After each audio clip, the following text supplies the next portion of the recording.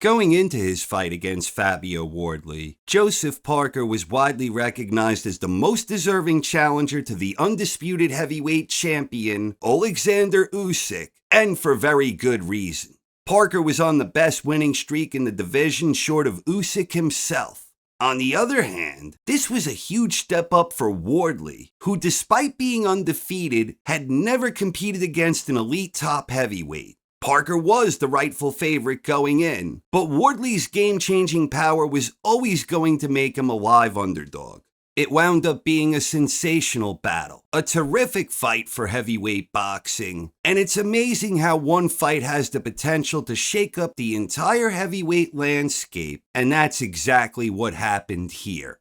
Parker's superior skills and experience were on display in the opening round where he got off to a solid start. But Parker was often being a bit more aggressive than usual for him, perhaps looking to impress by making a big statement. Wardley heard him in round 2, and he went on the attack, landing some well-placed power shots. This sort of set the stage for things to come, a bit of foreshadowing for what would later transpire. Parker had become a bit more reluctant after getting a taste of that power, but he began regrouping in the 4th, and over the next several rounds it appeared that Parker had regained control of the action. But that's not to say he was having an easy time in there. Nothing of the sort. Even in the rounds Parker was clearly winning, when it appeared he was building momentum, Wardley was doing a lot of little things well. And not just keeping it competitive, but winning some of those rounds along the way. Both guys were landing some sweet, powerful shots, and each man was absorbing the incoming fire exceptionally well. It was a captivating tactical battle, but it was also a battle of wills and conditioning.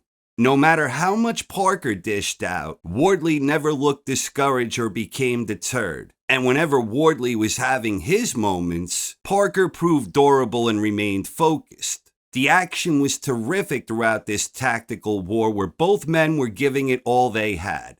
Round 10 proved to be what I believe was the pivotal round in the fight, and it was a tremendous round where everything kind of circled back to the type of thing we were seeing in round 2. Parker was being aggressive, turning up the heat, and not being his usual patient self. Parker was looking to make a big statement, trying to close the show in style. And in doing so, he emboldened Wardley. And Parker quickly found himself in a firefight against an explosive young puncher with unwavering self-belief. Parker's desire to make a big statement ultimately proved to be a big mistake. And when Wardley smelled blood, he attacked with everything he had until the round came to an end. To his credit, Parker withstood the onslaught, but he definitely appeared a little shook, and Wardley looked the fresher of the two.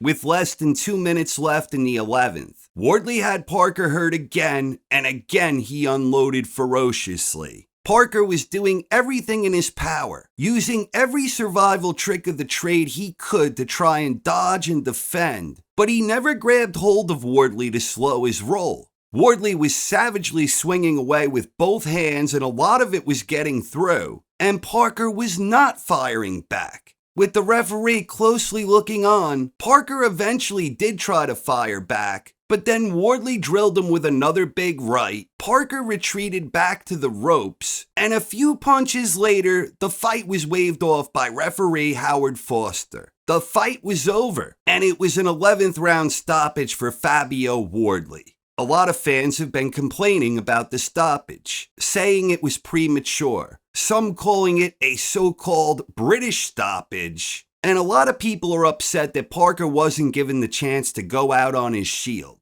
I honestly didn't think it was that bad of a stoppage myself. Maybe a little early, but Parker was enduring a lot of punishment and he wasn't firing back with much. When you look at the beating he was taking at the end of the previous round, combined with the fact he wasn't offering much resistance during the decisive prolonged barrage from Wardley, I didn't think it was a bad stoppage.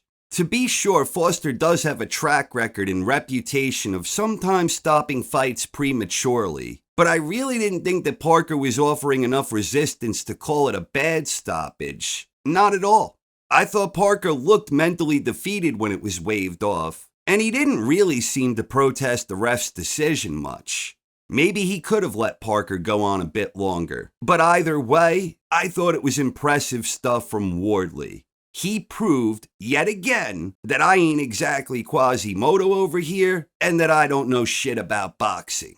At the end of the day, I thought it was a terrific heavyweight contest, and Wardley proved he does belong in the discussion of top heavyweights competing today. But more importantly, he has now earned his position, becoming the next most logical challenger for Usyk. What an amazing journey it's been for Fabio. 3 fights back, he had a split draw against Fraser Clark, and his future wasn't exactly looking too bright. Who would have thought that in the 3 fights he had since then, he is now in a position to potentially challenge the undisputed king of the heavyweight division. Wardley is certainly not the most skilled heavyweight out there today, but he is extremely athletic, he has exceptional power that he carries late, and his incredible determination is beyond reproach. No matter how badly things are ever going for Wardley, he never looks especially flustered, and better yet, he never stops battling. He is a true warrior. And while Usyk would be the rightful favorite to win, let's be honest here, Usyk would be the rightful favorite to beat anyone in the world at this time, but Wardley represents a genuinely dangerous threat to the aging undisputed king. A lot of people have counted Wardley out time and time again,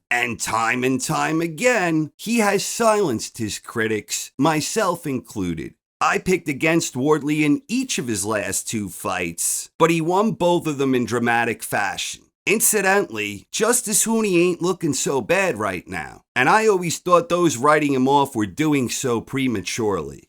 Right now, Usyk is operating at a higher level than anyone out there. Usyk's blend of skills, smarts, and mental determination are unrivaled in today's heavyweight landscape. The champion is an extremely smooth operator, he has amazing stamina, and he is an absolute master in the art of dictating the range and tempo of a fight. Impressively beating Parker is one thing, but beating Usyk? That's a completely different matter altogether. That would be a mighty tricky proposition for sure. But then again, Wardley has overcome the odds to get where he is. And he is a proven warrior with exceptional power and a terrific chin. And he exudes the type of confidence that comes with the territory of being an undefeated top heavyweight contender. Better yet, he seems to be gradually improving and fine-tuning his craft. And he will represent a dangerous opponent for any heavyweight out there today, Usyk included.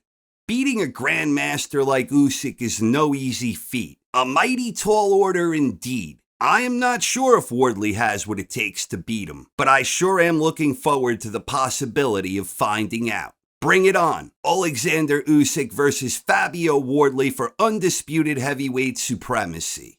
The Parker-Wardley fight was brought to you by DAZN, and they have some great fights coming up next month, which include the Eubank Jr. vs. Ben rematch on November 15th, and then exactly 1 week later, on the 22nd, the tremendous fight card on Ring 4. Both cards will be available live only on DAZN. So what did you think of Wardley's victory? What did you think about the stoppage? And what do you think of Wardley challenging Usyk? Please let me know in the comments section. Thank you very much for watching, everyone, and have a wonderful night. This is Rummy on the Ring from Rummy's Corner.